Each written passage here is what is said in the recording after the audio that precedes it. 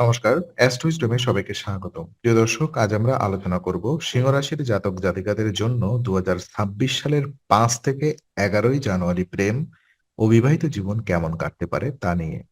এই সপ্তাহে অহংকার, রাগ ও আবেগ আপনার সম্পর্ককে যেমন নড়বড়ে করতে পারে, ঠিক সঠিক আচরণ ও সংযম আপনাকে সম্মান ও স্থিতিও এনে দিতে পারে।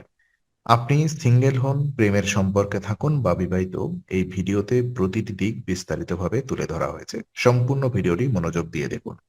তো প্রথমত সিঙ্গেলদের প্রেম জীবন পর্যালোচনায় দেখা যায়, এই সপ্তাহে সিংহ রাশির সিঙ্গেলদের প্রেম জীবনের সবচেয়ে বড় চ্যালেঞ্জ হয়ে দাঁড়াতে পারে অহংকার ও আত্মকেন্দ্রিকতা। আপনি হয়তো নিজের যোগ্যতা, অবস্থান বা ব্যক্তিগত ব্যক্তিত্ব নিয়ে গর্ব অনুভব করবেন, কিন্তু সেটাই যদি অতিরিক্ত প্রকাশ পায় তাহলে সম্ভাব্য নতুন সম্পর্কের পথে বড় বাধা তৈরি হতে পারে। বিশেষ করে নতুন কারোর সঙ্গে পরিচয়ের সময় নিজেকে বেশি গুরুত্ব দিতে গিয়ে অপর পক্ষের অনুভূতি অবহেলা করলে সেই মানুষটি ধীরে ধীরে দূরে সরে যেতে পারে। এই সময় আবেগের চেয়ে আচরণ অনেক বেশি গুরুত্বপূর্ণ। আপনি যাকে পছন্দ করছেন তার কথা শোনা, তার মতামতকে সম্মান করা এবং সময় দেওয়া, এই বিষয়গুলোই সম্পর্কের বীজ রোপণ করে। তাড়াহুড়া করে সিদ্ধান্ত নেওয়া বা নিজের আধিপত্য দেখানোর চেষ্টা করলে সুযোগ হাতছাড়া হতে পারে। তাই এই সপ্তাহে সিংহ রাশির সিঙ্গেলদের জন্য পরামর্শ হলো, ধীরে এগোন, নম্র থাকুন এবং নিজের আচরণে সংযম আনুন। তাহলেই ভবিষ্যতের জন্য একটি সুন্দর সম্পর্কের দরজা খুলতে পারে।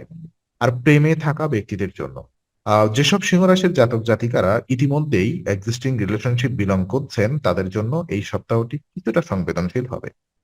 আহ সম্পর্কের মধ্যে ইগো বা জেদ বড় সমস্যা তৈরি করতে পারে। আপনি হয়তো মনে করবেন আপনি ঠিক, কিন্তু সম্পর্ক টিকিয়ে রাখতে শুধু নিজের ঠিক থাকা যথেষ্ট নয়। সঙ্গীর অনুভূতিকে বোঝা ও সম্মান জরুরি। এই সময় সঙ্গীর কথা অবহেলা করলে বা তাকে গুরুত্ব না দিলে মানসিক দূরত্ব বাড়তে পারে। বিশেষ করে রাগের বশে বলা কিছু কথা ভবিষ্যতে গভীর ক্ষতের সৃষ্টি করতে পারে। মনে রাখবেন, কঠিন কথার আঘাত অনেক সময় ক্ষমা চাইলেও সহজে সরে না। তবে এই সপ্তাহে একটি ইতিবাচক দিকও রয়েছে। যদি আপনি নিজের আচরণে নম্রতা আনেন, অহংকার একটু কমান এবং সঙ্গীর পাশে দাঁড়ান, তাহলে পুরনো বিশ্বাস ও ভালোবাসা আবার ফিরে আসতে পারে। এই সময় পারস্পরিক বোঝাপড়া ও ধৈর্যই সম্পর্ক বাঁচানোর মূল চাবিকাঠি হবে। ওদিকে বিবাহিত জীবন যদি আমরা দেখি, তো সিংহ রাশির বিবাহিত জাতক জাতিকাদের জন্য এই সপ্তাহে দাম্পত্য জীবনে কিছুটা টানাপোড়েন দেখা দিতে পারে। অহংকার বা কর্তৃত্ব দেখানোর প্রবণতা থেকে জীবনসঙ্গীর সঙ্গে মতভেদ তৈরি হতে পারে। ছোট বিষয় নিয়ে তর্ক বিতর্ক বাড়লে সংসারের শান্তি নষ্ট হওয়ার আশঙ্কাও রয়েছে। বিশেষ করে রাগের মাথায় সিদ্ধান্ত নেওয়া বা কথা বললে পরিস্থিতি আরো জটিল হতে পারে। তবে এই সপ্তাহে পরিবারের দায়িত্ব আপনার কাঁধে কিছুটা বেশি থাকলেও তা সঠিকভাবে পালন করলে আপনি সংসারে ও পরিবারের কাছে সম্মান ও মর্যাদা পাবেন। জীবনসঙ্গীর সঙ্গে খোলামেলা আলোচনা, ধৈর্য এবং সংযমী আচরণ দাম্পত্য জীবনে স্থিতি আনতে পারে। মনে রাখবেন, জিতে যাওয়ার লড়াই নয়, বোঝাপড়াই সম্পর্কই স্থিতিশীলতা হয়।